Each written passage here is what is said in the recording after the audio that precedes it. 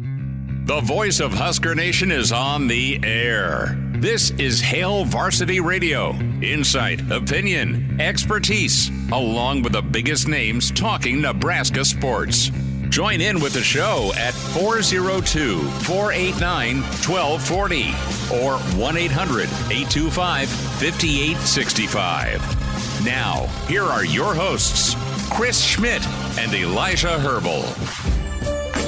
We're back with you after a holiday weekend. It's Hail Varsity Radio presented by Currency. For all your equipment financing needs, go Currency. Elijah Herbel in today alongside Will Wilson filling in for Chris Schmidt, who has the day off. So Will Wilson, Elijah Herbel taking you through the show today. You can find us and connect with us on Twitter at Herbal Essences. For me, Elijah Herbel, that's Herbel Essences. That's where you can connect with me on Twitter. As for Will, it's at Willie on the radio, correct? Yes, thank you. So that's where you can find us and connect with us today. If you'd like to get involved with the show, you can tweet at us, send us a DM, whatever you'd like to do. You can also check us out on the Hail Varsity YouTube page, live streaming along.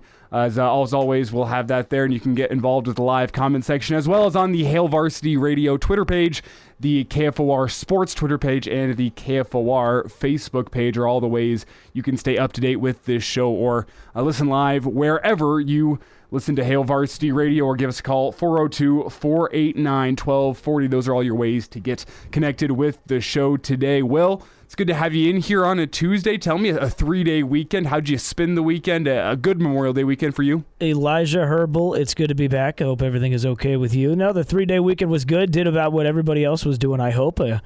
Just hanging around with some family. Had a little going-away party for a buddy. Got a little tuned up that night. So it was a good Memorial weekend. How about you? Good. Did you get anything on the grill? Yeah, we were grilling, had some brats, did some brisket, which was amazing. Love brisket. So, no, everything was good. What about you? What were you grilling? I personally didn't grill anything. Luckily, I went to a friend's house who was hosting. He made some pulled pork. That was fantastic. Took the dogs out for a walk through Pioneers Park on Monday morning. Only ended up with 2 ticks on me, so I think that's a win. It's been one of those years for ticks. I've talked about it before on this show. There's even a local news story here this week about why they've been so bad around here. So hopefully you avoided ticks and all Lyme disease of New Memorial Day weekend, avoiding the long grasses. Will checks himself out. Thanks for the reminder. I know what I'm doing when I get home. Yeah, if you're out there and you haven't done any tick checks and you were out in the great outdoors this weekend, I encourage you to do that. The ticks are exceptionally bad this year. Okay. Exceptionally bad this year. Watch out for it. Check your dogs. Check your loved ones. Check yourself. Make sure there's no ticks. That is an avoidable medical charge that I don't think anyone wants. So make sure you check yourself for ticks. But we hope you enjoyed your Memorial Day weekend as we honor those that made the ultimate sacrifice for this country by celebrating what makes America so great. We hope you had a great Memorial Day weekend. As we got plenty of Husker news to get into today. Logan Smothers, a new transfer portal destination, Jacksonville State. Not located in Florida. News to me today. We'll get into that here in just a second. We also had Carter Nelson in town over the weekend checking out campus. That was an unofficial visit of his own accord, which Daniel Kalen, newly committed quarterback from Bellevue West, came down and checked out campus with Carter Nelson, part of that peer recruiting. We'll get into that here in just a second, as well as Husker Baseball. Their season ends with a loss to Maryland on Saturday at the Big Ten tournament, as expected. Not selected as an at-large team for the NCAA tournament. So another season ends for Husker Baseball, falling short of a regional. We'll get into all of that. But Will, is there anything I missed from this weekend of Husker news? I think I hit it all. I think you nailed it. Very, very good job.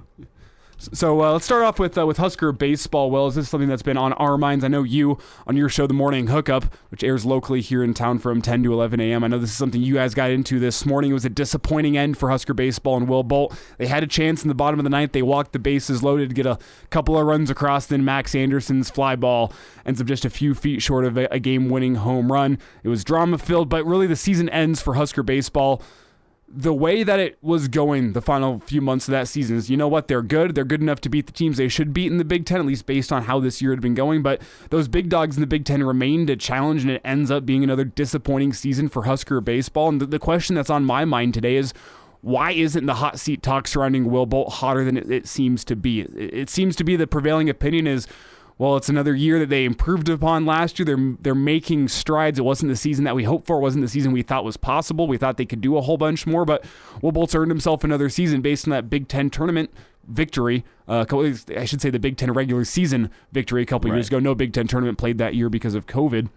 Seems to be that he's earned himself some job security based on that, but I'm sitting here wondering what the fix is going to be this offseason. I don't know. After the huge roster reset you had last year, I'm not saying Will Bolt doesn't deserve another crack at this, but I just don't know how much he can actually get changed in 1 year with where he's at. So I don't know why the hot seat talk isn't hotter than it is. You're losing your two best players. There doesn't seem to be any help coming through the pipeline. Obviously, player development is a fickle beast. You don't know exactly what that's going to look like, but based on how it stands right now, it's hard to believe this Husker baseball team is going to be able to put it together next year in a way that they weren't able to this year.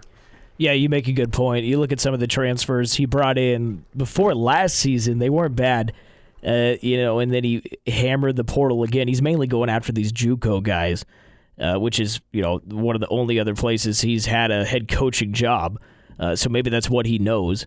But yeah, he's been going after that, and he's probably going to do that again. I'm more looking at the fact that, and you ask why the seat's not hotter. For me, the seat is hot because you had a record-setting team this year. You hit 97 home runs. It's the most any team has ever hit. You had two guys who had 20 home runs. You have a guy up for the Golden Spikes Award right now, and we didn't even make the NCAA tournament. To me, it's a waste. And if Will Bolt is the coach that he needs to be, he would have, I think, made the tournament with this team. Pitching was bad. You got to say that. That's why. Why we didn't make it. But look at the tournament. I don't think once the tournament rolled around, you were finally getting great performances from your pitchers. Like, look at Saturday alone. It was a bullpen game for this Husker baseball team. Brockett came in and I know started the game, but it was really guys that had been coming out of the pen all year long that were expected to go get 9 innings. And you know what? Holding that Maryland team to only 4 runs whenever you're the bullpen guys, and the bullpen has been who we've been griping on all year, it makes you wonder, why wasn't this team ever able to put it all together? There's clearly some talent on the mound. They didn't always execute. They didn't always play up to the level that you thought was possible. But then when they do play up to that level, first against Maryland on Thursday, again against Maryland on Saturday, the run support isn't there. And it's not like this Maryland team was known for being a lights-out pitching staff. They were fine there. There's a reason that they're the best team in the Big Ten this year. But you don't expect that to be a team that's going to hold you to 3 runs across 2 games. Only 1 run scored for the Huskers on Thursday night, 2 runs scored on Saturday. That was, as good of a pitching performance as you could have asked for from the Husker pitchers on both Thursday and Saturday against the top team in the Big Ten. And your hitting's what's unable to get it done. Only 4 base hits on Saturday, only 4 base hits on Thursday. And it leaves you scratching your head wondering what the hell went wrong. Yeah, you could say it picked up in the Big Ten tournament, but the season's long, but it's not. Everything matters. And going through the season, the midweek games early on, the pitching was awful, and it has to be there all season long, or else you're going to go in the Big Ten tournament having to win 4 games in a row, which you could, the pitching was all right, but it doesn't matter. You had to win 4 games. You want to put yourself in a position like Iowa or Indiana, who lose, but they still make the tournament. It's funny that you mention those midweek games, because I think those are really indicative of what this Husker season was. We spent a lot of time talking about them this season. Why does the Nebraska baseball team continuously come up short in these midweek games where it feels like their mind isn't there? And those are big. If you can go, I know it's hard to ask for in baseball. If you go undefeated in your midweek games, I think this baseball season looks a lot different, and it maybe feels a little bit more successful, even though you get bounced in the Big Ten tournament, and you probably still don't make the NCAA tournament because of where you play. But if you get all those Big Ten, or all those midweek games, I should say, you at least have a better argument for an at-large bid. You're not losing to these teams that have RPIs outside the top 100. That was rough for Husker baseball, and look at who those teams have. We're talking Creighton and UNO and teams that have built their rosters based on Nebraska kids, and there are Nebraska kids on this roster, don't get me wrong, but you look at a guy in Max Anderson. This is brought to light, I guess, reminding Husker fans over the weekend, and it's something I forgot about. Max Anderson wasn't supposed to be a Husker. He's like your top shining example of here's what an in-state kid can do for Nebraska. He was supposed to be at Texas A&M. They had that COVID roster crunch where they had too many players on their roster, and Max Anderson didn't end up with a spot on the team, so he goes to the next best option, which is Nebraska. They welcome him with open arms, and he's your best player over the past 2 seasons, arguably. And this year, he's leading the team in your batting average. I don't want to take away from what Bryce Matthews did, because he also had a phenomenal year, but Max Anderson, probably the best pure hitter on this baseball team, maybe not power-wise. Yeah. What wasn't your best base runner, but he was great at bat, and he wasn't ever supposed to be a Husker. So it makes me question the in-state recruiting whenever the schools like UNO and like Creighton, who do emphasize in-state recruiting, are able to build winning baseball programs, not over teams of their own level, over teams like Nebraska. They have 25% the resources for their baseball program. That's a guesstimation, but they have much less in terms of resources than Nebraska does. And let's not forget the rest of the Big Ten as well lags behind Nebraska in terms of fan support, in terms of resources, in terms of how much money you have to work with every single year. And Nebraska can't get it done over these schools. And I understand the argument. You're playing in the Big Ten. That's not a baseball conference. It's going to be tough to attract recruits from across the country. But I don't think you have to attract recruits from across the country to go beat the likes of Maryland and Iowa and UNO and Creighton. You're Nebraska. You should be the power in the Big Ten. And based on what we've seen the past 2 years, you're just a middle-of-the-road Big Ten team. And that's not good enough for Nebraska. Now, most people would argue with you that, now let's address, Bolt did have a good season. He was Big Ten Coach of the Year in 2021, right? They made it to a regional, got hosed against Arkansas, whatever. But we all know the argument is that a lot of those guys were Hurrdat players. I mean, I was looking at the roster. I counted 12 plus of those guys who played, pivotal innings were Hurrdat players. Your Big Ten Player of the Year, Spencer Swellenbach, Hurrdat guy. You don't do that season without a guy like that. So he's running out of excuses, is what I'm trying to get at. Well, look at the in-state talent that Nebraska has this year. And this is one thing. If you watch the Nebraska high school state baseball tournament, you saw a lot of this talent on display. And I'm going off the rankings by perfectgame.org. They're pretty good with baseball recruiting across the country. You can look into them. They're top 5 players for Nebraska in this class, the class of 2023, the guys that are going to be college freshmen next year. You have one kid going to Vanderbilt, one kid going to Tennessee, one kid going to Kentucky, one kid going to Creighton, and one going to Nebraska, and Ryan Harrahill. Like, you have talent within the state of Nebraska. You have talent you can build a roster upon. And similar to football, I don't think you can expect, especially based on where the results have been in recent years and the fact that you're in the Big Ten, which is probably the least important Power 5 conference in terms of baseball. No one really tends to care in the Big Ten. I understand all that. But the fact that you have guys that are going to go be SEC kids, Vanderbilt, Tennessee, Kentucky, and it's not even mentioned next year, too, where you have Cale Fountain, the best high school baseball player I personally have ever seen. And I understand I haven't been around the block a long time. I haven't seen that many high school baseball players, but he's the best I've seen in the state of Nebraska. Originally a Florida State commit, now an LSU commit. Probably just going to head off to the draft after his senior year, but that remains to be seen. Still got a year left. You got him. You have Avasco from Lincoln East, who's going to Kansas State next year. Tyson Lewis from Millard West, who's going to Arkansas. You have an Oregon kid in the class next year. Nebraska is simply not doing well enough with their in-state recruits. And again, I want to preface this by saying there are some built-in challenges. You shouldn't expect to get all of these kids, but you need a better hit rate than 15 to 20% on your in-state kids whenever other programs, some of the top programs from across the country, are coming into Nebraska and building their rosters with Nebraska kids. It's hard to compete against the Vandy's of the world. I understand that, but you have to have a better hit rate with your in-state kids. It starts with outworking those out-of-state schools, finding them first. Cale Fountain was a guy that got offered by Florida State in 8th grade. He was showing all the talent in the world at the time. Nebraska was late to the party going and offering a kid like that, so he's committed to Florida State for a couple years before I believe their coach retires and he decides to change his commitment, go to LSU. But even then, you have another chance to get into the party whenever Florida State ends up not being the right stop for him. And what do? You let him go to LSU, and Nebraska tried. I'm sure they did. But the in-state recruiting has simply not been good enough. And whenever you look at the talent that is in-state, you think there's at least a regional team, a team that can make a regional with your resources, and you're unable to do it. So that's the first place I look with Will Bolt. His recruiting hasn't been good enough, and the portal additions that he's picked up haven't been the type of guys that can carry your roster. And let's be honest, based on what we've seen from the portal for the past couple years, not just baseball, but really all Division I athletics, you're not going to be able to build your roster primarily upon transfer portal guys. They can be a stopgap guy for a year. They can fill a spot where, you know what, a guy didn't develop right or he decided he wanted to go play somewhere closer to home. That's okay. That's where you can build your roster via the portal, but you can't have your portal guys be the core of your program. That's what it feels like right now with JUCO and transfer portal. That's what Nebraska is trying to build it upon, as opposed to building it upon all the talent that you have within a 250-mile radius of Lincoln.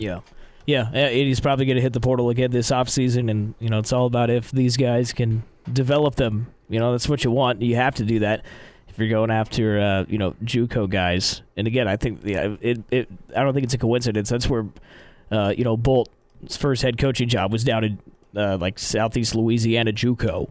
This is his only head coaching job. East Texas. East Texas and Southwest Louisiana is what I meant to say. Sorry. He's got to figure something out. I think maybe he has a plan going on. I think he's going to get one more year to see if that plan works. But significant changes, I think, are going to be needed this offseason. I'm not saying with this whole argument that I think Will Bolt should be fired after this season. Far from it. I do think he's probably earned himself the right at another year based on what he did in 2021. You won a Big Ten tournament, even if it's with guys that aren't your own, guys that were recruited by Hurrdat. I still think that shows you have what it takes to be a coach at a high level, but the recruiting's falling short, the development is falling short, and that can't be your consistent theme with Husker Baseball based on where you should be on resources. I'm not saying he should be gone after this year, but I think the hot seat talk should be a lot harder than what it is right now, because if he doesn't get things figured out this offseason, I don't see him getting more than one more season, because you have a lot of talent to replace. Bryce Matthews and Max Anderson, two of the best hitters we've seen in the past decade with Husker Baseball, they're gone. How are you going to replace them? How are you going to build a better team than what you had this year? I don't see the path forward as of right now, so I think Will Bolt needs to make some significant changes. Yeah, I think people took the weekend off of Twitter as well, so that's true. The hot seat talk may start here very soon. So Husker Baseball falling to Maryland on Saturday. We'll get more reaction from Mitch Sherman coming your way after the break. We'll also get thoughts on Logan Smothers. He's off to Jacksonville State. And Carter Nelson, he was in town for a visit. All that is coming your way later this hour. But again, next, Mitch Sherman from The Athletic joins us. It's Hail Varsity Radio. We're presented by Currency. Back after this. And now, back to Hail Varsity Radio. Back in, it's Hail Varsity Radio. Elijah Herbel and Will Wilson taking you through this Tuesday edition as we welcome in Mitch Sherman of The Athletic. And Mitch, a much-needed 3-day weekend, at least for myself. How was the Memorial Day weekend for you? Yeah, it was outstanding. We had good weather and can't complain about really any of it. So it's officially summer now, or unofficially summer, whatever you want to call it. We hope everyone out there had a lovely Memorial Day weekend. As for the Husker baseball team, not exactly what they were hoping for coming into the weekend as the number one team in the Big Ten tournament. Maryland takes them down twice, once on Thursday, once on Saturday. And Mitch, your quick reaction to the season that was for Husker baseball, not what the expectations were for Will Bolt and crew, fourth seed in the Big Ten tournament before falling. What is your reaction to what this season was and what lies ahead for Will Bolt and company? Yeah, Nebraska just fell short in some important but small areas. You look at the way things went in the Big Ten, and it's representative. The way the Big Ten tournament went, I think, is representative of the season, and that Nebraska didn't come through in some crucial areas. You have the game that was really where the tournament turned for Nebraska, where it was decided, I would say, was in that second game. I believe it was Friday night. The game against Maryland goes to 10 innings.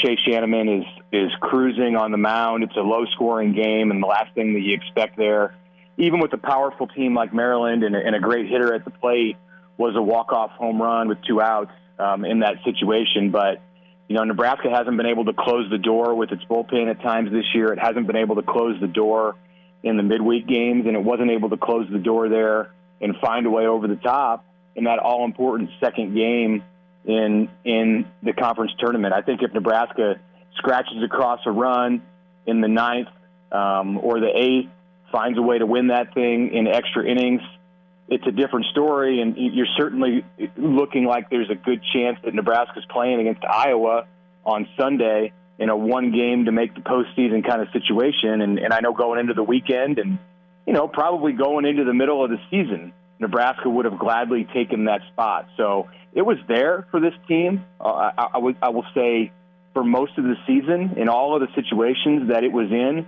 but they just weren't able to bang the door down and get it done, and that was the case all the way until the end. So moving forward, Will Bolt's going to have to find some answers about how he wants to address the issues. They're, of course, very likely to lose Max Anderson and Bryce Matthews to the draft, and that's where the majority of the offensive firepower came from. At least, the most well-rounded players at the plate.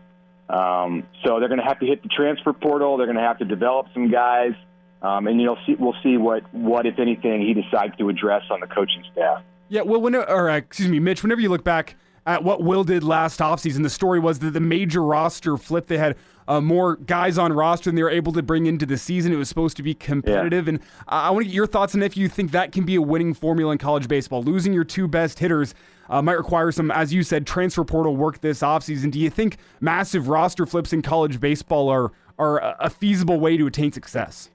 Ideally, you want to bring in young players out of high school and maybe a few out of junior college and a few through the portal and develop the guys you have, develop chemistry. It's better for the locker room if you've got guys who've been in your program 2, 3, and 4 years. But, if you're trying to build it from a level that Nebraska's at now, where it hasn't been in the postseason for the last couple of years, really the last 3, when you look at the COVID year in 2020, that season was cut short. Then the next year they were in the tournament. So it's 2 years running now that Nebraska hasn't made the postseason. I think you have to do some things through the portal that maybe aren't ideal to what your best laid out blueprint would be. So teams are going to do it all over the country, and you're going to see teams in the postseason. You're going to see teams in every conference, major conferences and mid-major conferences, that build through the portal. Baseball is no different than the other sports out there, where the transfer portal has just kind of become this reality that teams live with, and many of them find success. I mean, you see it on the basketball court probably more than anywhere else, but football today, that's the way you rebuild, and it's no different in baseball.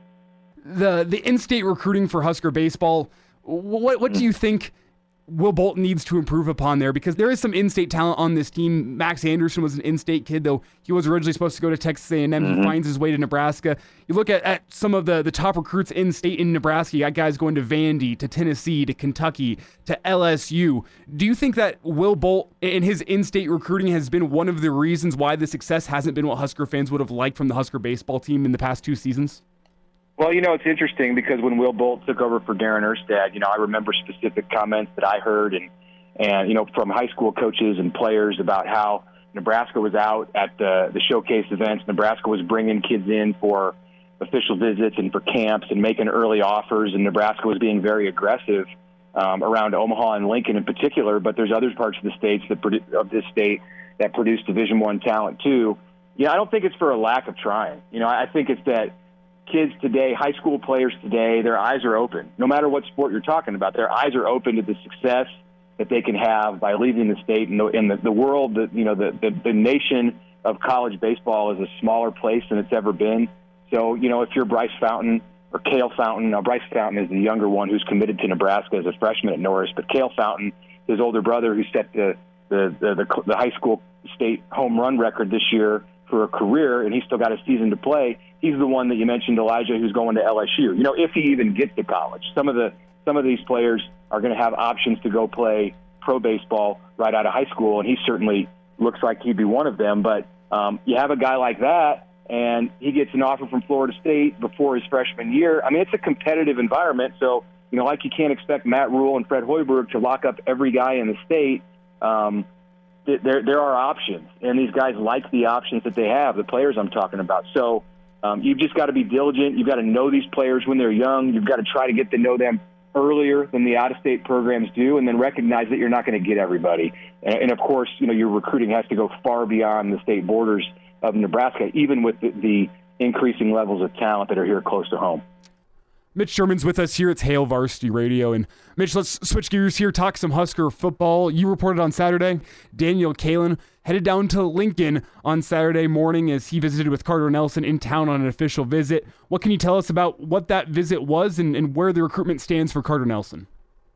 Yeah, I haven't talked to Carter since that happened, but I was out and saw Daniel Kalen on Saturday at Bellevue West. He was part of a Warren Academy quarterback event, and I actually have a story coming out tomorrow with some more depth about Daniel and his Elite 11 invite or his Elite 11 appearance at the finals in Los Angeles that's coming up. And I spoke to him and his instructor from the Warren Academy, John Teagland, and also Zane Flores, who's back after a semester back in Nebraska. Well, he was back for the weekend. He's headed back to Stillwater very soon, but back home to enjoy a few days with his family. He was out at Bellevue West, too, and we chatted about Daniel and about the Elite 11 experience. Zane was a part of that Elite 11 finals last year. The first two high school quarterbacks in the history of the state of Nebraska in back-to-back years to go to that event. So we talked about baseball talent. That's quarterbacking in football talent right there also that's emerging in this state. As far as Carter Nelson and being a great tight end from this state who's got offers and potential visits set up in the month of June to Notre Dame and Georgia and Nebraska.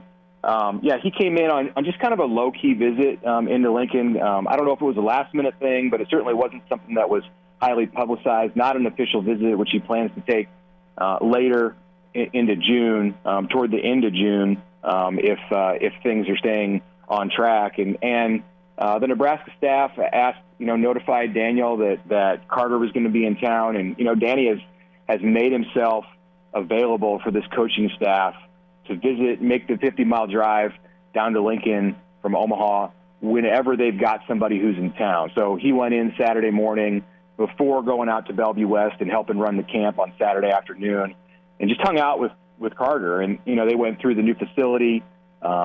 They played ping pong and pool in the players' lounge. They hung out with some of the staff that was in the office. Matt Rule and Marcus Satterfield were not even in on Saturday to give you an indication of just how kind of low-key this thing was. You can bet they're going to be there starting this weekend when those official visitors start to roll in. But, it was a quiet time for a few days after finals. And I think the relationship is growing between Nelson and Nebraska and between Nelson and a guy like Kalen, who was part of the Nebraska recruiting class. And, those are all good signs for the Huskers as Carter goes into this important month in recruiting for him and kind of zones in on, getting closer to making his college decision. Mitch Sherman's with us here. It's Hail Varsity Radio, looking back at all the Husker news from Memorial Day weekend. And Mitch, before we get you out of here, let's go to Logan Smothers. He's off to Jacksonville State, and maybe I'm going to sound ignorant here, but was I the only person that didn't know Jacksonville State was located in Alabama? I assume that was a Florida school. Well, I think some people have it confused with Jackson State, which is not in Alabama or Florida, but Jacksonville State is an FBS program, and no, I don't think it's on you. I don't think you're the only one who was a little bit unaware of what was going on with Jacksonville State. I was not clear when I saw the news from Logan that Jacksonville State was moving this year into Conference USA. It was an FCS school a year ago. Rich Rodriguez, the old Michigan coach, the old Arizona coach, is the head coach at Jacksonville State in Logan's home state of Alabama. And so he's going to get the opportunity to play for an experienced coach and certainly to compete for a job as a starting quarterback at the FBS level in Conference USA, which is good for him. It's going to be a better opportunity for playing time, for considerable playing time, than what he would have had had he stayed at Nebraska and competed for a backup spot behind Jeff Sims. So good for Logan. He put in his time in Lincoln. He got his degree here this month in May, and now he's off to work on getting himself on the field and being a starting quarterback in the largest level, at least the Group of 5 level in the football bowl subdivision. Mitch Sherman's with us here. Mitch, what's coming up for you to end the week? I know you're talking about your new story on Daniel Kalen. Let us know about that. What else is coming up from you?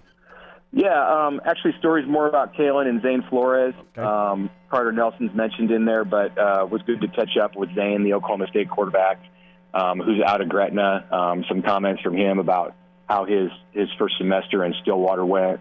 And I'll have some more this week on a couple of Nebraska players. I'll just say there are a couple of Nebraska players out of the city of Omaha who are doing good things in the first few months under Matt Rule. Guys who I had a chance to sit down with while they were home after finals last week. I think it's a story that people are going to enjoy, and some names that people are getting used to hearing that we didn't hear so much in these guys' first year or two on campus in Lincoln. I'll leave it at that kind of a tease, but that story should be out Thursday or Friday, and I certainly enjoyed reporting it, and I think it'll be a good one to read.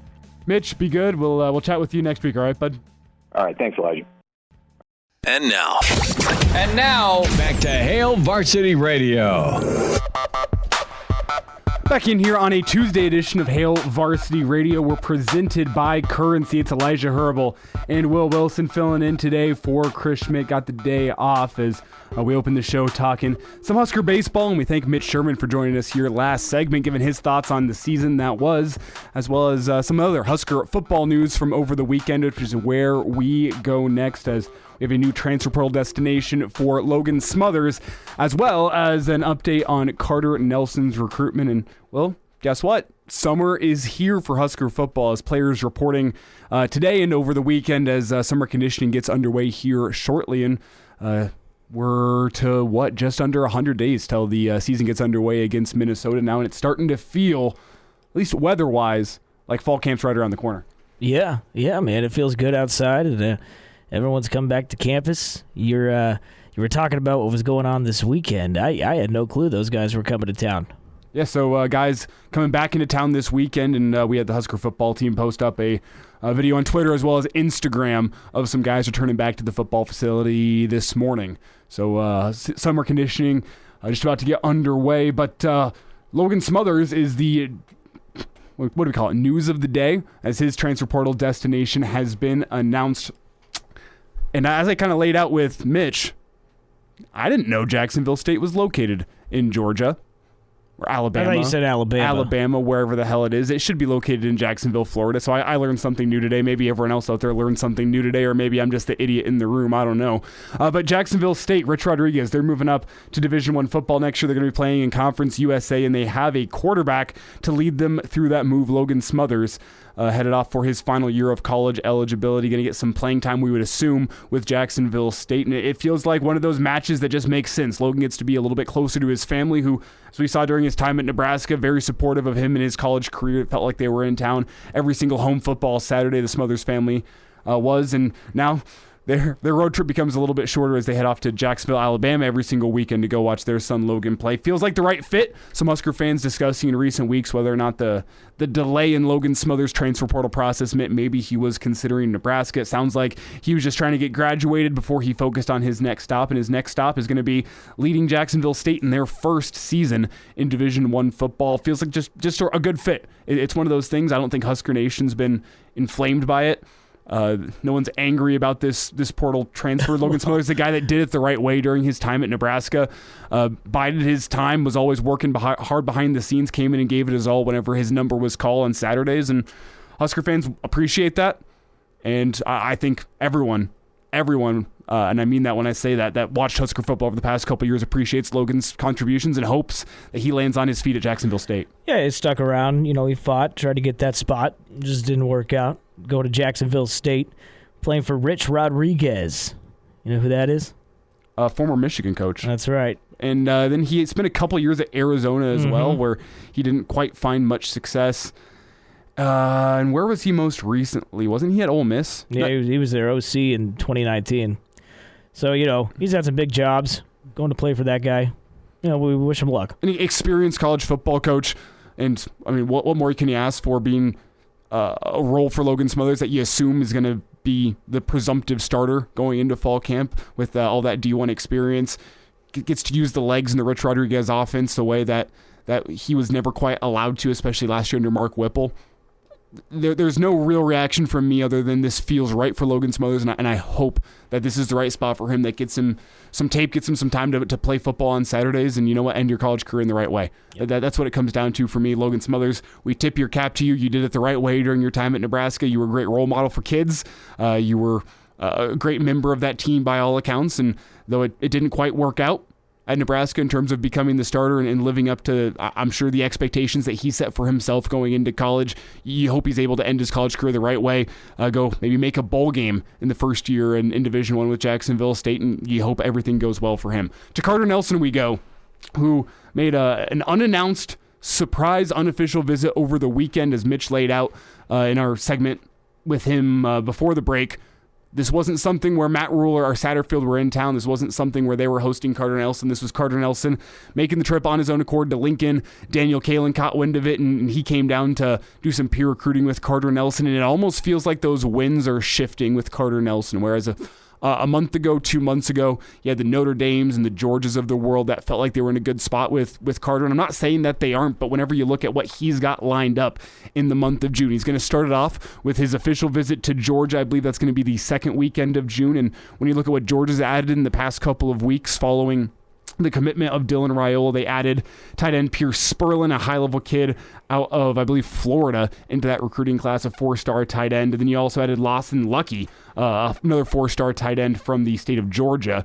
And whenever you look at 2 tight ends in a single recruiting class, I know Georgia's been a bit of a tight end factory, so I doubt they're going to stop recruiting the tight end position. They'll take as much talent as they can get. But whenever you look at it from Carter Nelson's perspective, it seems to make less and less sense as time goes on. The fact that you're walking into a room that not only does it have NFL talent at the top right now in Brock Bowers, not only is there NFL talent leaving every single season, you have 2 other guys that are going to be, you would assume, developmental pieces, guys that have a chance to be really high-level tight ends that now you have to go in and beat out. And they're the top of college football for a reason. In terms of development, their recruiting, it's the top. That's why they're not going to stop recruiting Carter Nelson. But I think with Georgia being the first visit, followed by Notre Dame, and then followed by Nebraska, feels like it's cooling on Georgia following those 2 commitments, and the first and the last official visit tend to be the ones that mean the most to a kid.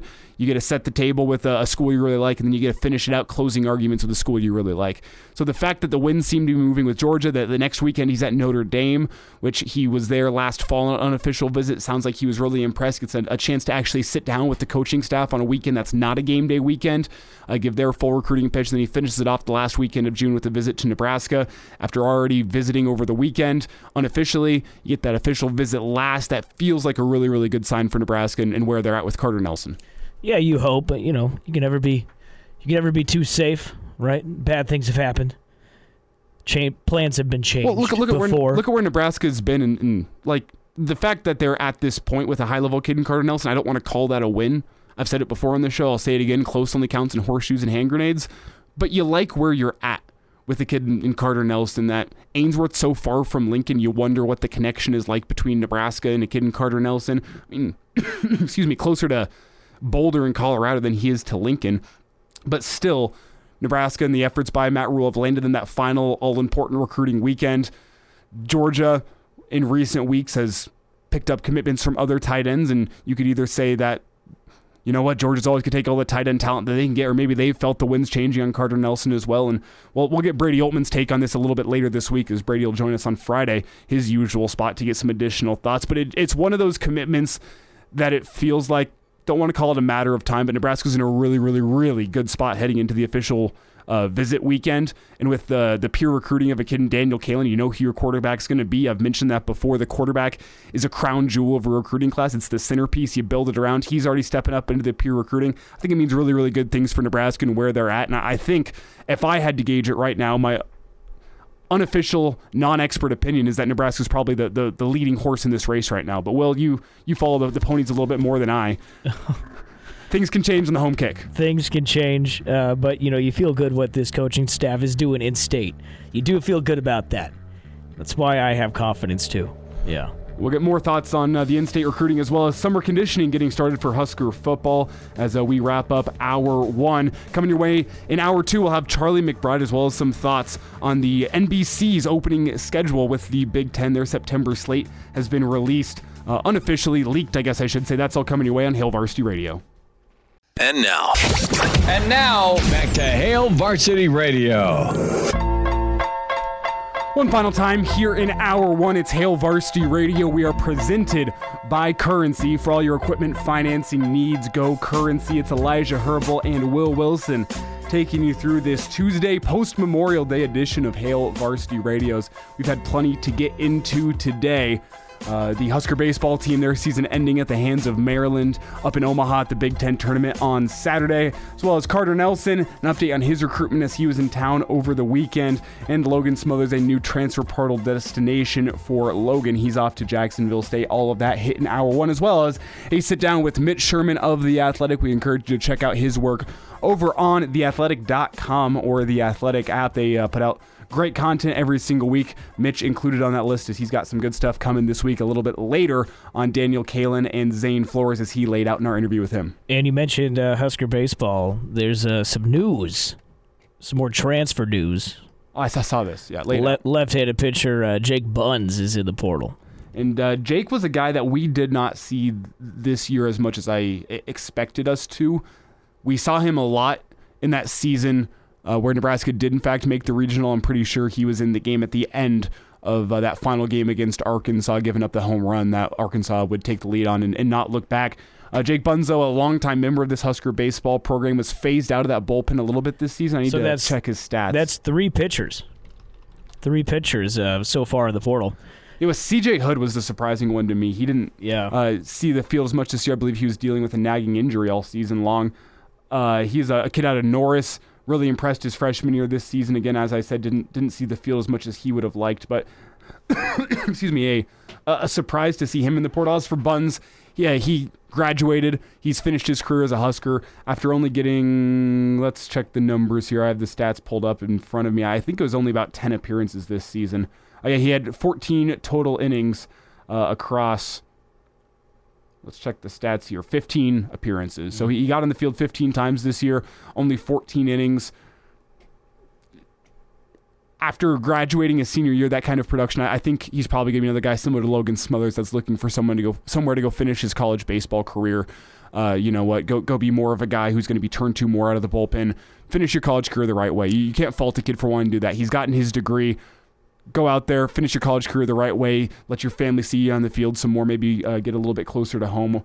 He is a guy that, I guess, went to Elkhorn South, so Nebraska's pretty close to home. But go finish your career the right way. Go find a spot where you're going to be able to see the field and finish your college baseball career, as I said, in a way that is the way you'd like to be, which is on the mound as opposed to on the bench. Yeah, it's going to be interesting to see what continues this offseason. As we laid out at the end of the last segment, summer conditioning is just about to get underway for Husker football as the guys back in town now. Matt Rule laid this out following spring, just how important it was going to be this summer conditioning window for Nebraska. And the reasoning was not quite what you'd expect in terms of, this team. You think they need to get a little bit faster, especially defensively. We saw some of that speed on display. I'm talking about these returning guys that were playing a different scheme last year. You think they're going to be guys that need to add some speed. The offensive line, you think about how important summer conditioning is going to be, the body reshaping they did last offseason and didn't quite get in time. Are these guys going to be more Big Ten-esque in how they're built through this summer? That all remains to be seen. But what Matt Rule laid out was the importance of this team being able to focus, lock in for 3 to 3.5 hours during their summer conditioning. That's something he thought they lacked during spring football, was the fact that there'd be occasional lapses in concentration, lapses in that focus. He wants to see this team be able to lock in for their workouts this summer, focus in, and really get the most out of the time that they're able to spend with the coaching staff, with the strength and conditioning coaches. That's what he's going to be focused on this summer. We're going to get Charlie McBride's thoughts on what the important parts of summer conditioning are. That's coming your way after the break here on Hail Varsity. The voice of Husker Nation is on the air. This is Hail Varsity Radio. Insight, opinion, expertise, along with the biggest names talking Nebraska sports. Join in with the show at 402-489-1240 or 1-800-825-5865. Now, here are your hosts, Chris Schmidt and Elijah Herbel. Back in, it's hour 2. It's Hail Varsity Radio. We are presented by Currency. For all your equipment financing needs, go Currency.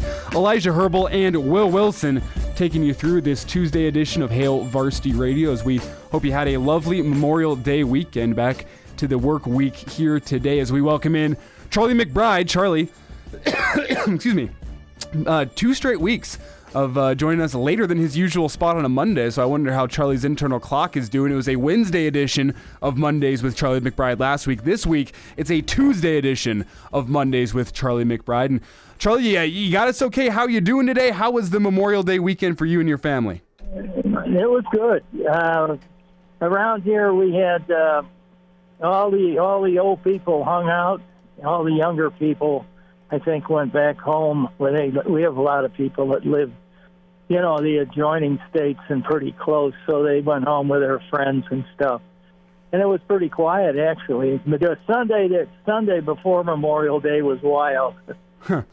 Did you pull out any chicken wings this weekend? Huh? Any chicken wings? Oh, chicken wings? Always. Yeah, I know you're an aficionado. keep a 100-pound bag in my freezer downstairs. I mean, without divulging any family secrets, any Charlie McBride, cooking secrets, what was the preparation method for the chicken wings this weekend? Well, we didn't have any of our family here, so it wasn't very much. We only did about 50. Okay. And let's put it this way. They're gone. Charlie McBride with us here on a post-Memorial Day edition of Hail Varsity Radio. As Charlie, we turn to football now. Husker football team returning to campus over the weekend and here today as summer conditioning gets underway. And I want to get your thoughts on something we heard from Matt Rule following spring practice whenever he was talking about the importance of summer conditioning. He said the guys are going to get some time off. They're going to finish up the semester, spend some time with their families, and then we're going to get them back in for summer conditioning. And one of the things that he underscored in terms of the importance of summer conditioning was the ability of the team to be able to remain focused throughout an entire 2 to 3 hour workout. Through practice. He noticed that was lacking a little bit in the spring. Guys would lose focus for times during their spring practices, and he wants to see guys this summer that come into the football facility for a workout and are able to remain focused throughout that entire workout. And I want to get your thoughts on what that means to you. When the head coach says we need our guys to work on focus through summer conditioning rather than the traditional things you'd think of, we need to work on our strength or our speed or anything like that. What does that mean to you that the focus this summer is going to be, focus? Well, I tell you, it's it goes in every sport. That when things happen, you have to know what your second move is. I think baseball is easy. The way to tell it is if you get the ball and there's 2 people on base, and the ball's hit to you, what are you going to do with it? I think in football it's the same thing. If it's third down and I'm a corner. What are his best routes? What am I anticipating? What did I learn in the meetings? And you're thinking about what you're really going to do. You're really thinking about exactly what might happen. And it's the thing that it's hard to do.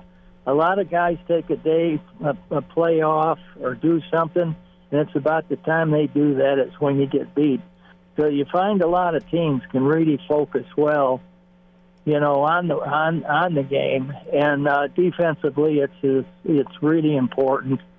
For linebackers and things like that to really know down and distance, and that all fits into the focus of what you're doing. What is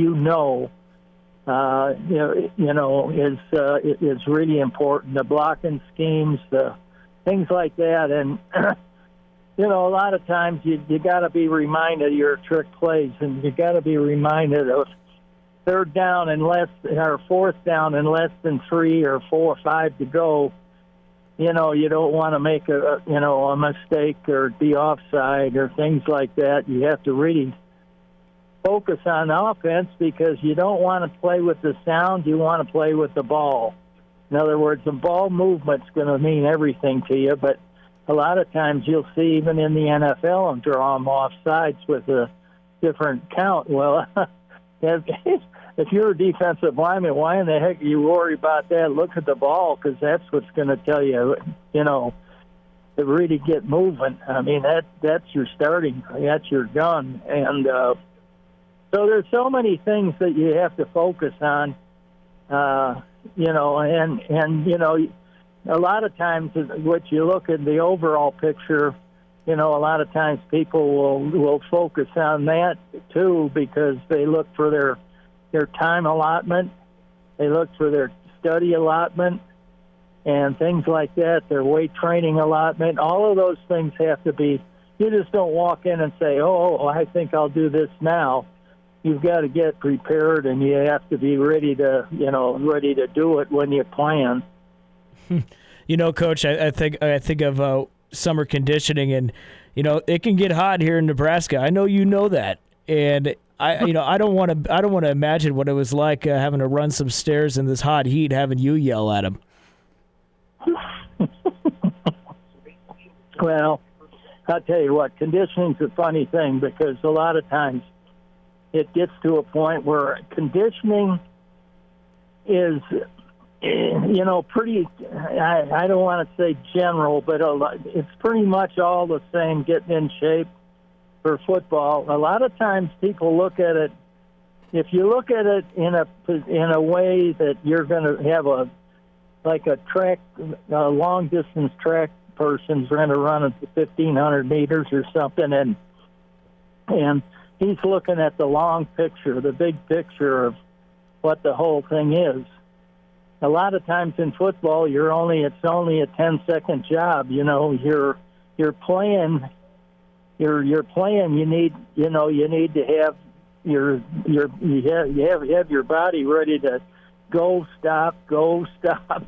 And so there's a lot of different ways to condition in football than there would be, say, in swimming or wrestling or something like that. And I just mentioned two of the toughest sports there are, that swimming and wrestling are both really, really tough conditioning courses. Football is like I said, is a time element.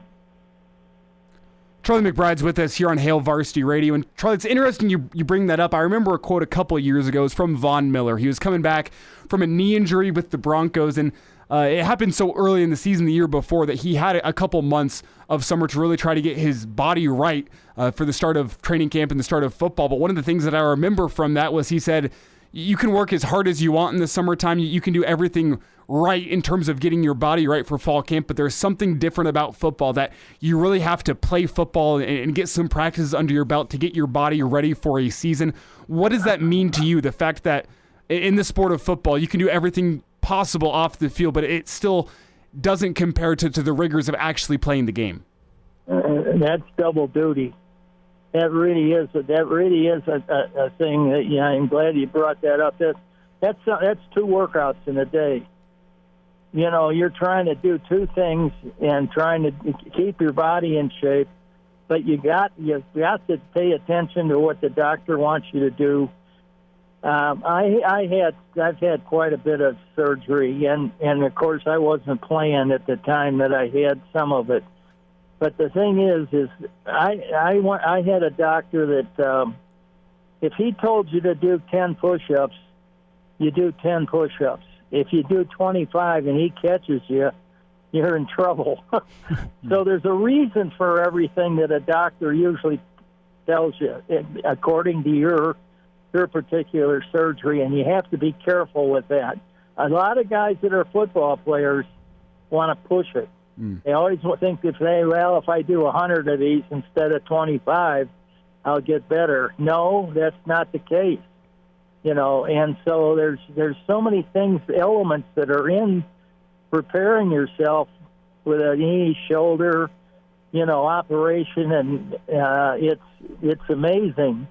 So how they train you, the trainers have been told by the doctors what they want them to prepare the players for. So each guy will be on maybe a different program.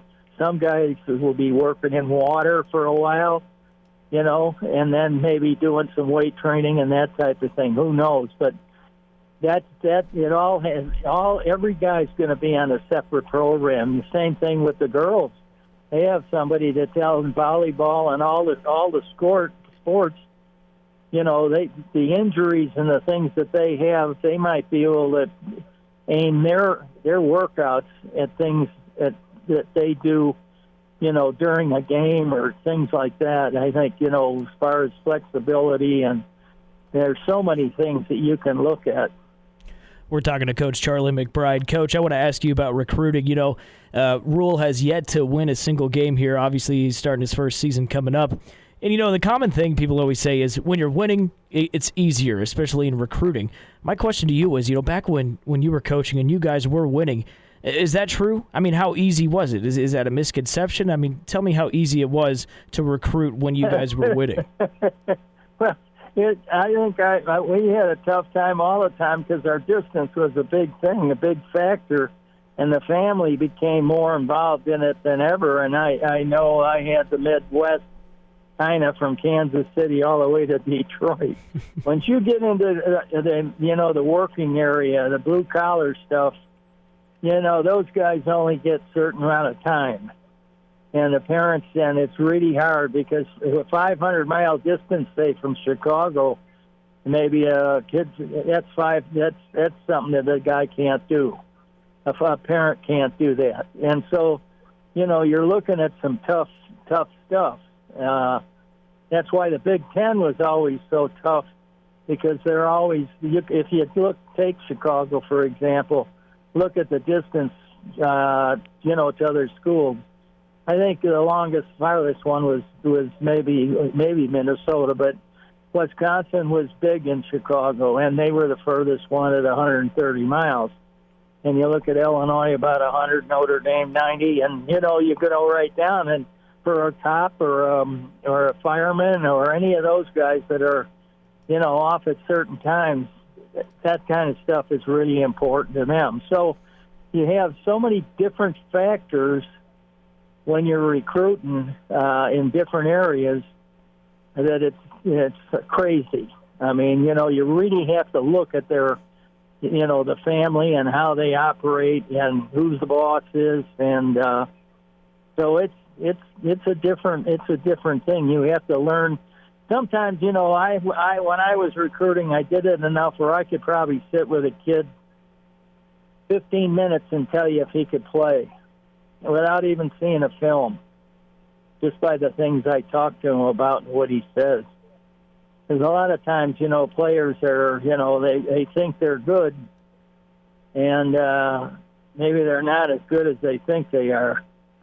Charlie, you mentioned the fact that you could sit with them for 15 minutes and probably be able to tell how good they were at football, but could you sit with them for 15 minutes and determine whether or not they were worth the time investment to recruit a kid like this? You mentioned how hard it is to pull kids from across the country into Nebraska. Well, was there anything you could do to determine, man, is this kid going to be willing to go to Nebraska, or am I wasting my time? Well, let me give you an example of something. What if you went in a kid's home and they had their television on, and you started talking to the kid, and the folks are watching TV sitting right next to you with the TV on, and you're trying to talk to the kid? What do you think? Yeah, probably not that interested, huh? Well, they're interested, but they just aren't. I mean, it tells me the parents don't care what the kid does. Almost, I mean, you have to know them. For example, I walked in the house, and the coach asked Coach Osborne, what's the deal? And Coach Osborne said, well, it was full scholarship, room, board, books, tuition, and fees, and that's all the NCAA allows. He said, no, really, what's the real deal? Well, then you run into stuff like that. And there's a reason. I mean, those kind of questions you don't answer. And I walked out the door, and the first thing he says, I don't want you ever to call that kid again.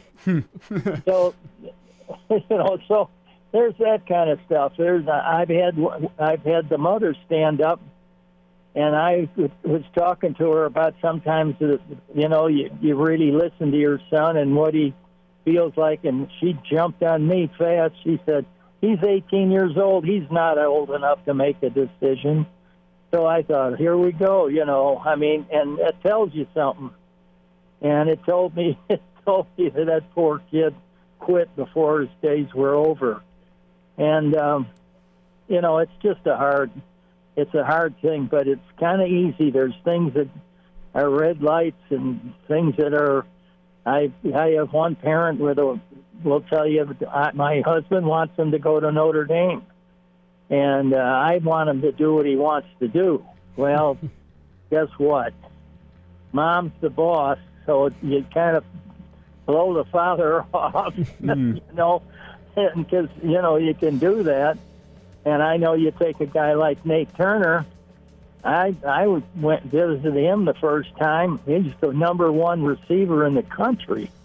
And it's about 10 degrees outside.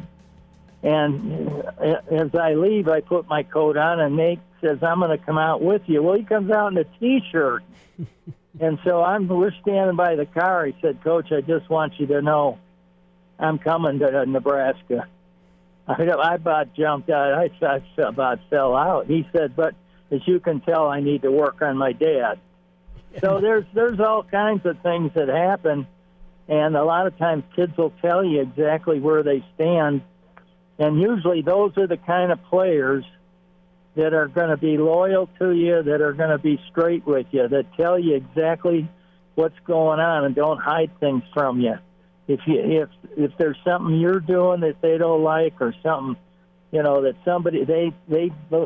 somebody else is doing they don't like, they'll tell you. And a commitment in our days was a scholarship, and that was coaches, newspaper people, everybody, parents. The kid never talked to anybody else on the phone. It was over. Because here's the thing: if you say I'm going to recruit 2 tight ends this year, and we're recruiting 5, okay, and the first tight end that says he's coming, he's got a scholarship. The second one that says he's coming, he's got a scholarship, and I got to call the other 3 guys and tell them, hey, we can't offer you anymore because and they know that there's 5 guys. So they understand that if they haven't made the commitment and 2 guys beat them to it, that's life in the big city.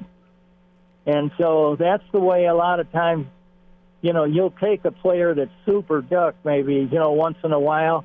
It's just a great, great player, over the top of some of that stuff. But it's a good way to go. A lot of people will make, and here when you make a commitment, you've taken a guy's scholarship. Those other 3 guys, you've taken one of their scholarships away from them. So if you're the second guy and there's 3 guys left, and you all of a sudden decide, well, I decommit, I'm going somewhere else, you might have lost the other 3 guys. Yeah. There he is, Coach Charlie McBride with us here on Hail Varsity Radio. Charlie, hate to cut you off, but we're up against a hard break. Appreciate you joining us here on this Tuesday edition, making time for us, and we hope you have a lovely rest of the week. All right, Charlie?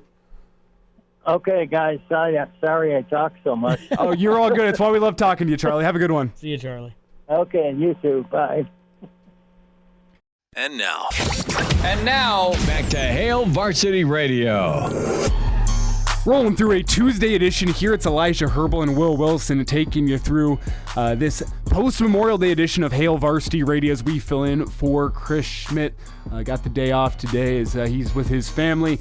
It's, again, Elijah and Will taking you through, and I want to lead off this segment by first apologizing to any of our affiliates across this state. There is Charlie McBride bled over into our usual commercial break time. I'll take the L on that one.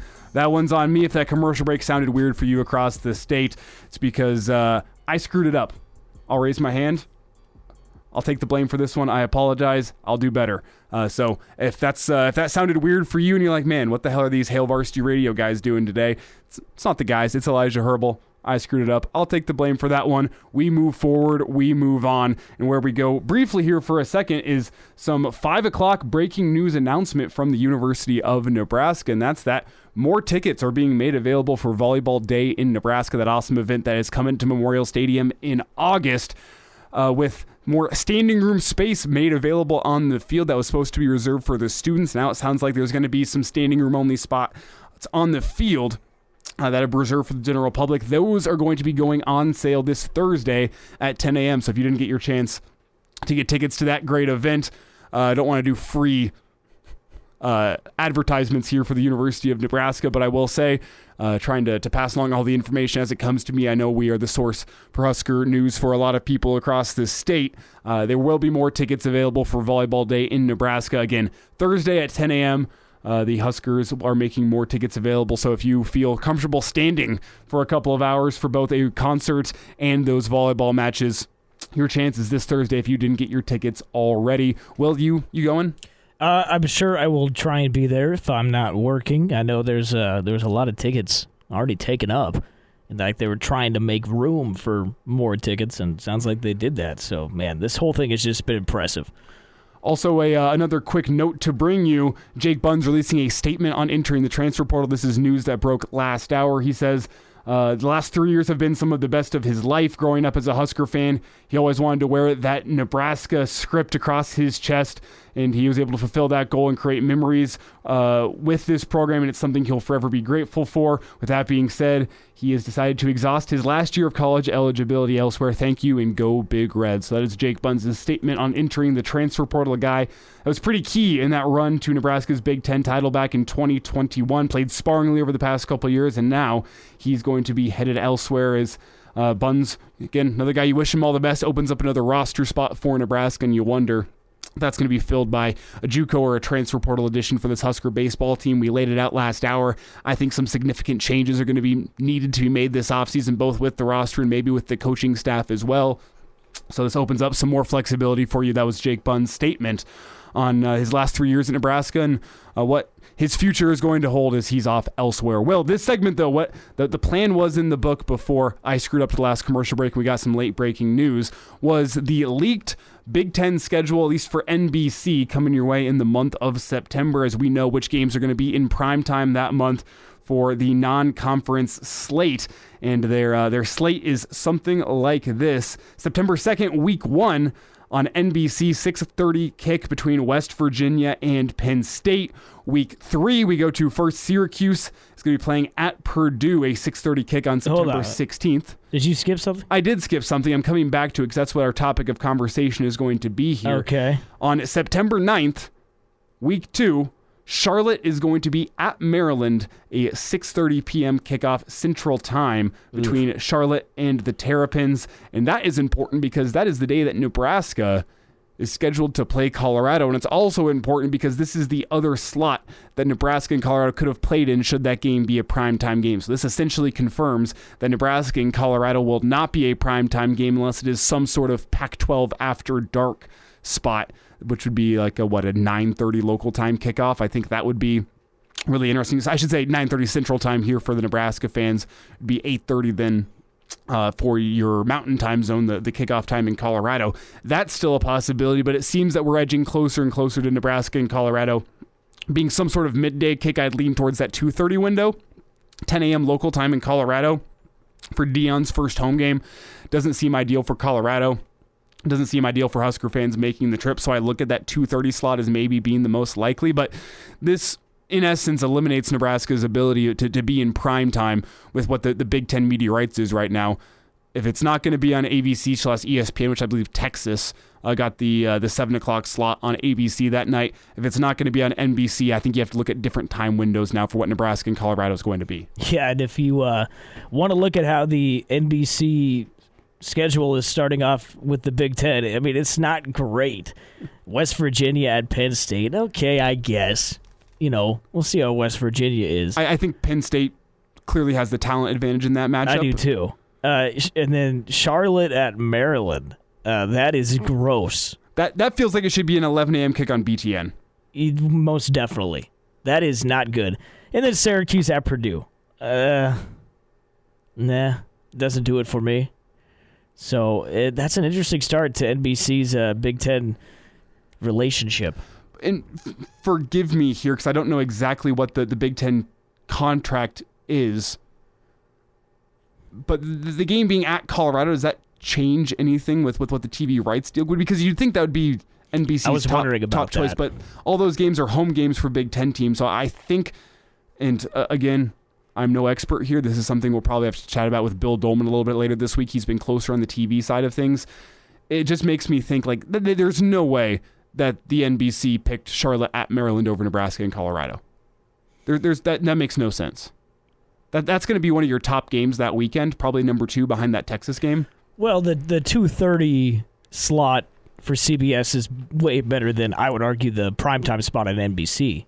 Mm-hmm. Or, I'm sorry, than the 2:30 spot on NBC. But right. This also would make sense being a big noon kickoff spot, and I know I just laid out the fact that that's not ideal for what Colorado would want in this situation. Do you want to have a 10 a.m. kick between Nebraska and Colorado, the home opener for Deion? But we also know that the big noon kickoff has been the money-making, ratings-generating spot for college football over the past couple seasons. The 11 a.m. spot on Fox, that's been killing it over the past couple years, so that today, I know it doesn't make a whole bunch of sense for Colorado, but also the TV executives and the TV corporations are the ones who are making these decisions, not the schools.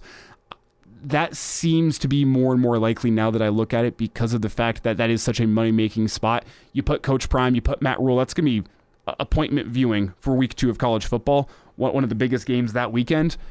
Makes sense to throw it in the big noon kickoff slot because, again, it makes sense for people to get up on a Saturday morning, and the first thing that they do, you don't have to watch the crappy games at 11 a.m. anymore. You get a great game to start off the day. If you remember Alabama and Texas last year in week 2 was a big noon kickoff spot, which 10 years ago, that'd be crazy to say that Alabama and Texas would be a game that would start before noon everywhere but the East Coast. But as time goes on, Fox has found a real money-making opportunity in that spot, and now I look at that as potentially being Colorado, Nebraska, big noon kickoff on September 9th. Well, I mean, they could also do 2:30 on Fox. I mean, the last time we went there, it was 2:30 on Fox.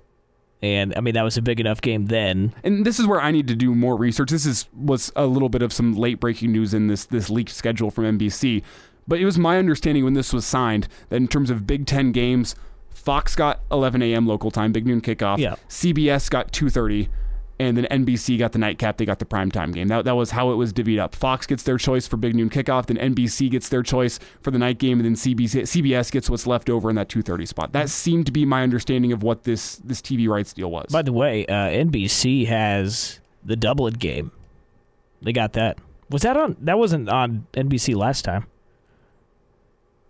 I don't think it was. I think you're right. Was that on Fox? I think it was Fox. Yeah, it was. So now NBC has that game.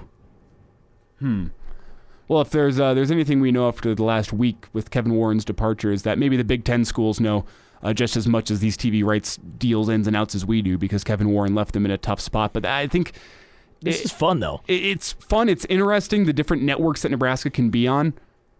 I just still hope that Nebraska in Colorado is not a big noon kickoff spot for such a big game like Matt Rule versus Dion. I understand that money is the be-all, end-all in college football right now, and right now that big noon kickoff spot is a real money-making opportunity, but I don't think you want a game west of Central Time to be kicking off at 10 a.m. in the Mountain Time, 9 a.m. on the West Coast. Yeah, not for Dion's first home game. Like, you got to remember who pays the bills in college football, and it's still the fans. Yeah.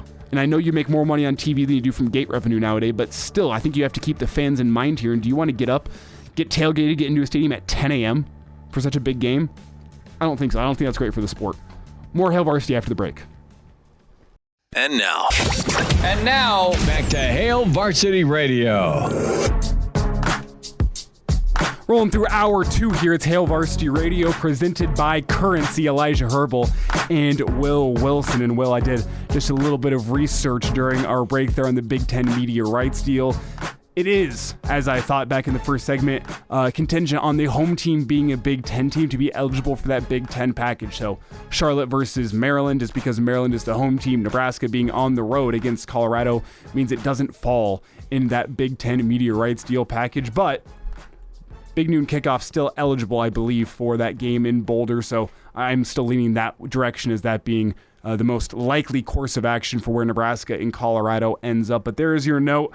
I didn't have enough research going into last segment. I did some research during the break, and I found that out. So Nebraska, Colorado, not necessarily eligible for the Big Ten media rights package that features obviously Big Ten, Big Noon Kickoff, CBS at 2:30, and NBC that night. So I believe a 2:30 ESPN game or an 11 a.m. ESPN game still in play for that Nebraska-Colorado game, as well as, I believe, Big Noon Kickoff. Well, there's some interesting games that week as well.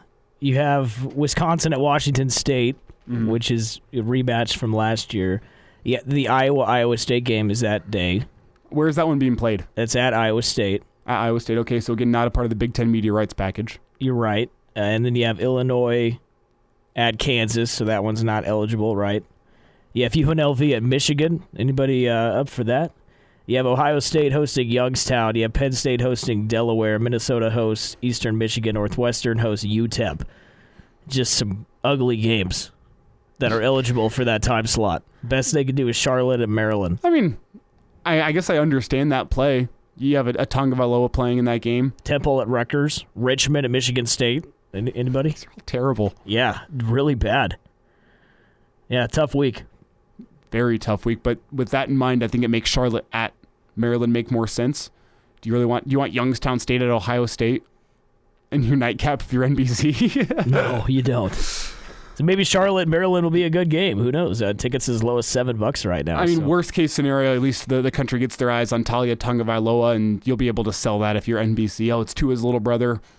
So I guess I get it from NBC with that in mind of what that home slate is going to be for the Big Ten teams that weekend. That's gross. Mm-hmm. That's just nastiness, and that's non-conference football right now. So that's the way she goes in college football. You get that one premier matchup, and then everything else is just garbage because you really get.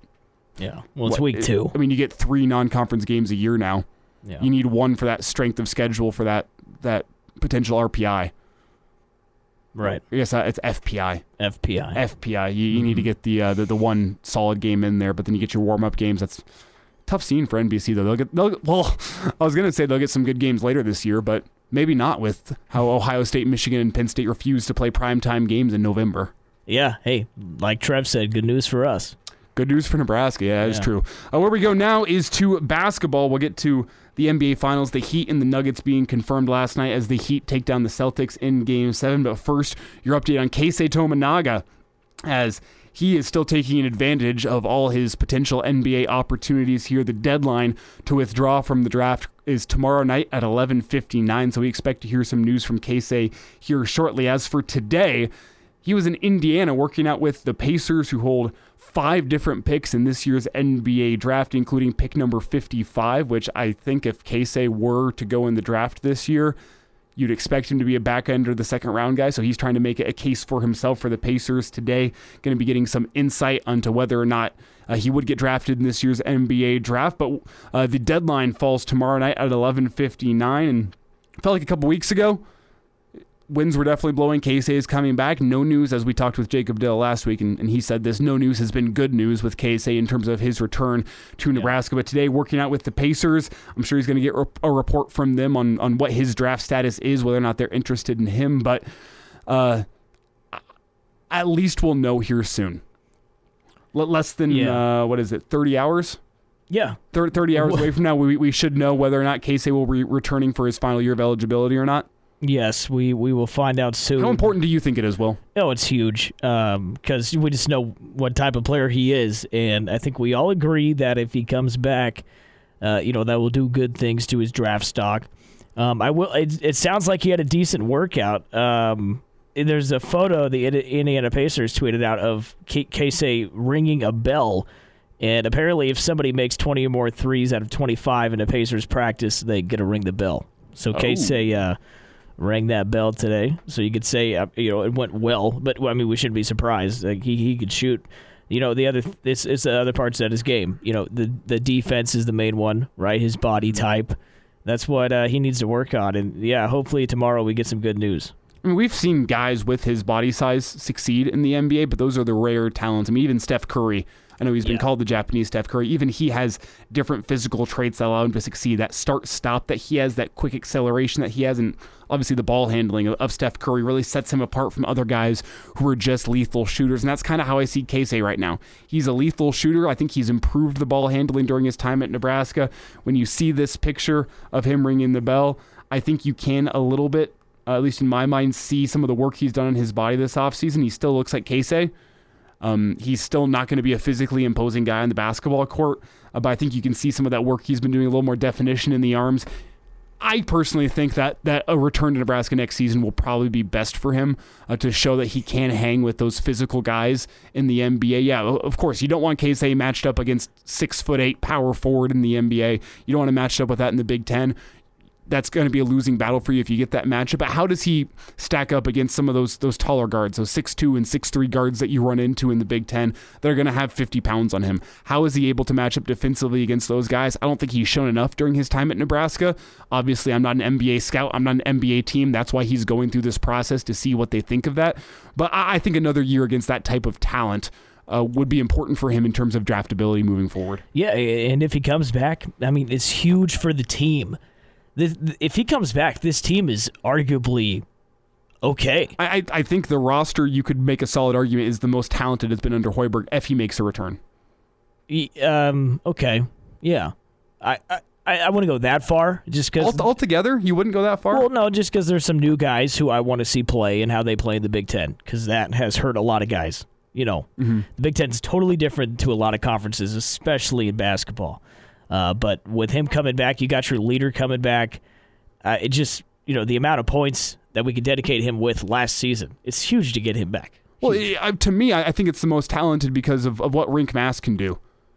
He really reminds me of what, I guess, Draymond Green does for the Warriors, where he's going to be passing out of that high post. He's going to be able to make offense happen for you, going to be a solid defender for you on the back end. I think that in terms of roster construction, this roster makes a lot of sense for the Big Ten. I think Fred's learned from his mistakes, and I think if you can project development, which I laid out earlier in the show with baseball, it's hard to do. That's a fickle beast to try to tackle projecting what development is going to be. But you look at some of the young faces last year that made an impact, primarily Jamarcus Lawrence, a guy that was phenomenal. Ramel Lloyd is another guy that apparently was great on scout team last season. I look at all that, and I think if these guys develop how other guys have developed under Fred Hoiberg, I think you're looking at a potentially very talented roster. One thing that we'll talk about a little bit later this week with Jacob Badilla is he's doing a film study right now of Josiah Allick and what he's going to bring to this Husker basketball team next year. I think he's a bit of an X factor with how hot and cold his scoring's been during his college career.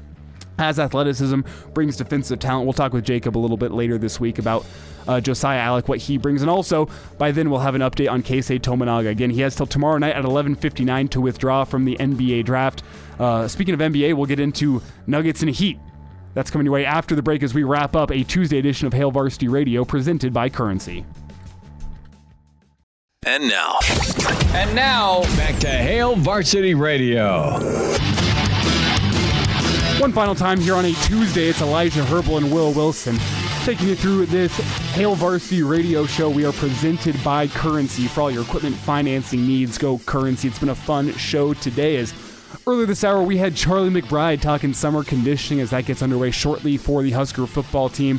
The team reporting back to campus here over the weekend and earlier today, so that is getting underway. We talked with Charlie, his thoughts on summer conditioning. Back in hour one, we talked some Husker baseball, and as well as Carter Nelson with Mitch Sherman, as he's got a story upcoming about Daniel Kalin and Zane Flores. It was good to get caught up with Mitch. And also, good to have Will Wilson sitting in with me here today. If you missed anything from the show today, you can check it out in podcast form, Spotify, Apple Podcasts, Amazon Music, or Google Play, all good places to check it out. Or really, wherever you get podcasts is where you can find Hail Varsity Radio. If you like the video portion to see our ugly faces, you can check it out, Hail Varsity's YouTube page. Also, the replay available on the Hail Varsity Radio Twitter page. That's at HVarsity Radio is where you can find that. KF4 Sports, KF4's Facebook as well. Good resource to check out. That is our home station.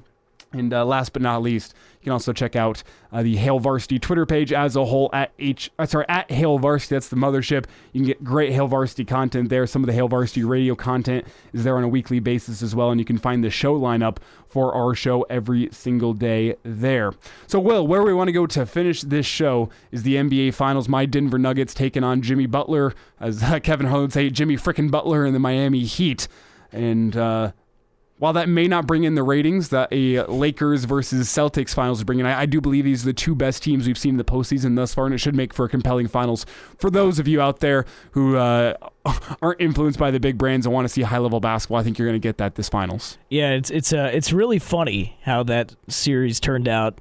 The Heat go up 3-0. The Celtics then win 3 in a row. They have a chance to do something no team has ever done, and they get blown out at home. It's funny to me. Well, it was the perfect Game 7 to me, because either the Celtics do all this work to come back from 3-0 and then lose at home on the home floor in front of the Boston fans to the Miami Heat, or on the other hand, we could have seen the first down 3-0 comeback in NBA history. So either way, it was a win-win as a neutral watching at home. Yeah. No matter what happened, there was going to be some entertainment factor and something to talk about today in terms of either laughing at the Celtics or laughing at the Heat. But we shouldn't be surprised that the Heat took this series. No. I mean, they are a really good team. Their defense showed out last night. Listen, I think you should be comfy. I think the Nuggets are going to win. I think they're the better team. But I'm rooting for the Heat. Oh, and this is only because Kevin Love is my favorite player of all time. I want him to get that second ring. If he does, Hall of Fame. Mm-hmm. To me, what worries me is that it's undeniable at this point. I shouldn't call it undeniable, but I think based on results, Eric Spoelstra is the best coach in the NBA. I know a lot of people make an argument for Popovich. He's good. But Spoelstra, every single year, if he gets his team to the playoffs, you don't want to play the Heat. It's as simple as that. He has them well coached. He always has them ready for the postseason. They're always going to give you a battle. Yeah, the Nuggets might be more talented than the Heat, but so are the Milwaukee Bucks. So are the Boston Celtics. The Heat play a team brand of basketball. It's really refreshing to see, as do the Nuggets. Don't get me wrong. I think it's going to be tough for the Heat to keep up with the Nuggets, but if there's any team in the postseason that has the ability to get hot from behind the arc and not only play in a shootout, but win in a shootout against any team in the NBA, I bank on the Miami Heat, and then they have Jimmy Butler down the stretch. You don't want a hot Jimmy Butler coming at you in the fourth quarter. That's a dangerous recipe. So the Heat worry me. I'm with you. I think the Nuggets have a talent advantage, but it should make for compelling NBA Finals. That'll do it for us here on a Tuesday. We'll talk to you tomorrow from 4 to 6 on Hail Varsity Radio.